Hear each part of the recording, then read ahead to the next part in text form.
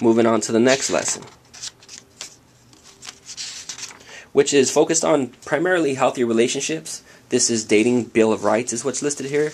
And it says, I have the right to always respect, or always be treated with respect, be in a healthy relationship, abuse is never deserved and it's never your fault, the right to refuse sex or affection at any time, and so forth. At the bottom it says, I pledge to, so they would come up with different pledges. Always treat my boyfriend or girlfriend with respect, never hurt my boyfriend or girlfriend physically, verbally, or emotionally, and so forth. So this is the Dating Bill of Rights sheet that they'll get when they start the healthy relationship lesson. The healthy relationship lesson focuses on healthy characteristics and unhealthy characteristics. And by the end of this, we're looking at how characteristics become behaviors, and behaviors become different actions that can lead to either a healthy or a negative relationship. So it's looking at characteristics such as jealousy on the unhealthy side, or trust on the healthy side, and seeing how acting out these behaviors, or acting out these characteristics, become behaviors. Moving on to the next lesson, which is decision making using the FIND activity. It's funny because when doing this activity at a middle school, the principal actually came up to me and asked me if I can train their teachers on this lesson because it was so effective. And it's called the FIND activity. FIND stands for figure out a challenge or problem. For F, the I, identify your choices. N, name the positives and negative consequences of each choice. And D, decide which choice is best for you at the time. So what they're given is a list of challenging scenarios, which is listed right here, and they're asked to find the best decision for them using the FIND model. So some of the scenarios there go into refusing advances of somebody, peer pressure in regards to using marijuana, maybe something along the lines of stealing. And another popular one is deciding if I should go to college and leave my boyfriend or girlfriend behind. So these are various challenging scenarios that students will deal with, and they're asked to use the FIND model to answer and decide what decision is best for them. Moving on to the last lesson, which focuses on pregnancy prevention, is information in regards to family pack services. I don't really have too much information on this. This is being redeveloped as well, but this goes into the different services and what to expect when visiting a clinic. When developing this activities packet, I thought it was essential that we provide students with incentives for participating in the program.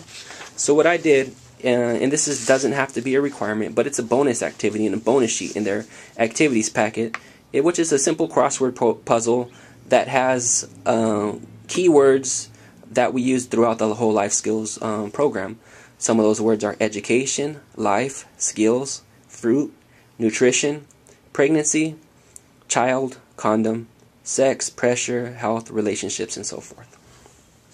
Following that up, there is another sheet, which I guess I didn't include in here, but there should have been a crossword puzzle as well that tested their knowledge in terms of learning about life skills.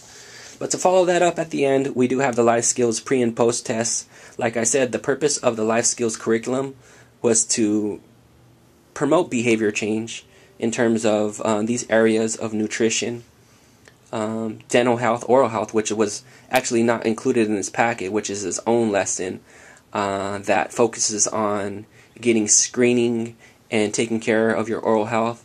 And the interesting thing about that is when we did the oral health lesson, we had our agency, Operation Samhan, come in, some different employees that worked in the dental department, and we actually screened all 300 students that participated in the program. And talk about behavior change and talk about making an impact in your community.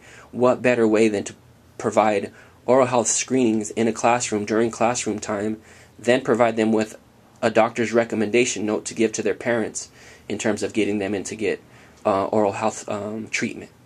That was amazing. I do have a video on that if you're interested in watching it.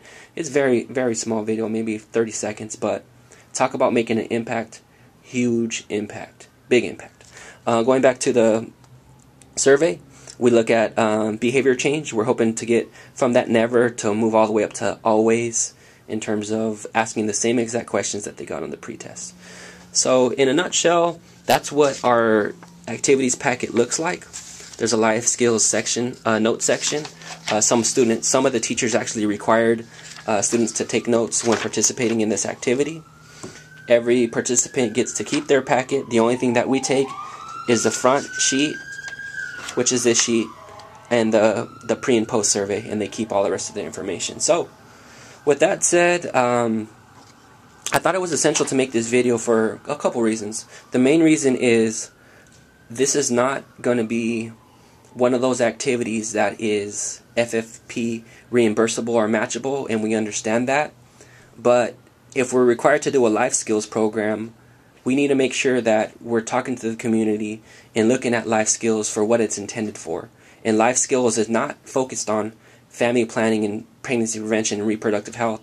Life skills is having students develop different skills in their daily lives that they can use, and that can be useful in terms of nutrition, oral health, making decisions, and obviously pregnancy prevention. So if life skills is going to be a required core intervention, I suggest we look at that as a whole, so not every organization is pretty much coming up with their own interpretation of what life skills should be. So streamlining the life skills program and putting requirements or recommendations on what should be included in the life skills program would be a definitely positive approach. Aside from that, I did come up with a mini presentation on my recommendation on what we can do for life skills in terms of sexual health, which is 3 different lessons, and I can talk about that at a later date. But for now, I just want to give a quick introduction and orientation on what we do at Operation Samahans in terms of life skills. This program has been a huge success in our first year of piloting it. Teachers love the program. It doesn't focus primarily on sexual health, which was one of the barriers I had in terms of getting into different schools, because it's just not really something that the schools are promoting in terms of us going in there talking about anatomy, contraceptive, and the usual approach that we took when conducting these presentations on pregnancy prevention. So by us having to do the life skills program, I developed this with my health educator, Kelly Strona. We really enjoyed developing it. The students really enjoyed it, and the parents and teachers thought it was effective. So with that said, that is going to conclude the introduction and presentation of our life skills activities packet. Have a good day.